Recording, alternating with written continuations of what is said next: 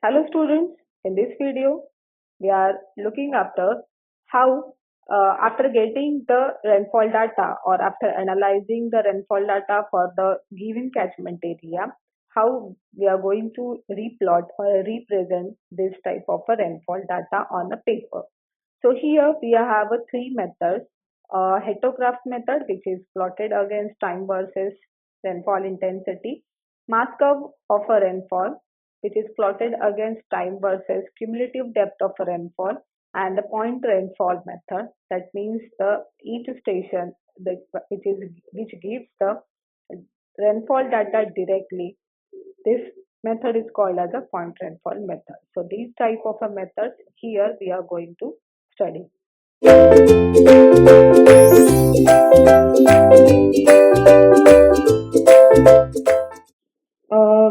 Once we study the or once we record the data, rainfall data, once we get the knowledge about the methods or how we will find out the average precipitation for the given catchment area, how we will find out the missing rainfall data for the given catchment area, how we will establish the number of optimum rain gauge stations in a particular catchment area. Then next step is to represent the rainfall data. See, if we are using the non-recording rain gauge, we have to represent the data by graphical method.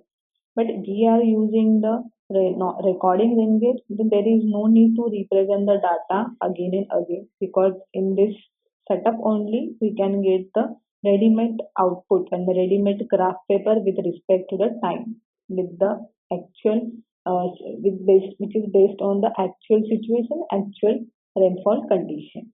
So if we are using the non-recording rain gauge, here we have to represent the data, rainfall data. So we can represent this rainfall data by three methods: heterograph method, mass curve method, and we have a third point rainfall method.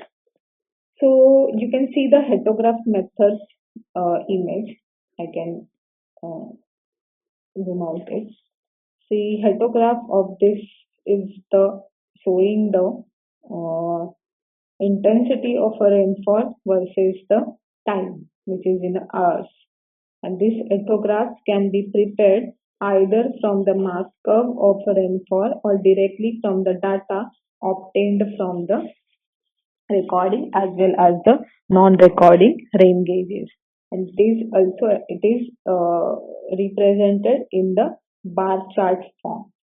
So in this we can get the we can concluded that for up to which time or for which time your rainfall intensity is this. For example, uh, for the 2 hour interval, rainfall intensity it is zero point 0.4 centimeter per hour. So this will be uh, showing by drawing the heterograph or by plotting this graph is known as a heterograph. Next is a mass curve of rainfall. It is the plot of cumulative depth of a rainfall against the time. You can see the steepness of the curve. Steepness of the curve indicates the intensity of the rainfall, and the horizontal portion, see here, steepness, it will give you the rainfall intensity directly, centimeter per hour.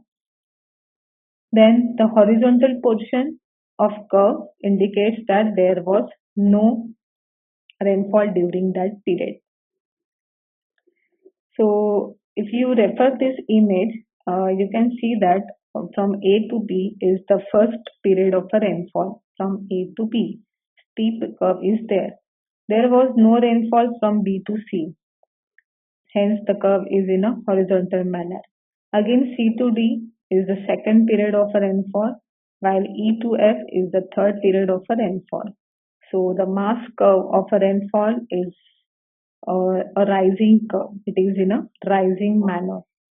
So, the intensity of rainfall during any period can be found out by intensity. It is equal to the summation, that is summation of the precipitation to the summation of the time. So if the first storm is 4 centimeters, second storm is 3.6, third storm is 2 centimeters. So by addition of this three storm divided by the time required. So for the first period, we require the 12 hours, means it is the 4, 4, 8 and 12, 12 hours per plus second storm will be starting from the 16, means in between these 2 hours will be deducted. So 16 to again 4 means again 4, 8, 12, 12 hours. Again for the third storm, it is also for the it is for the 8 hours. So by addition of this time, it gives you the intensity of the rainfall, which is in a centimeter per hour. This mass curve of a rainfall is very useful in extracting the information on the duration and magnitude of the storm. And the mass curve of a design storm can be obtained by maximizing the mass curves of a severe storms in the basin. So this will help us. So, in float type recording rain gauges, we can get the rising curve or we can get the mass curve of a rainfall. Even in a weighing bucket, even in a tipping bucket, we can get this mass curve of a rainfall. This is very much useful method. Then the point rainfall is there.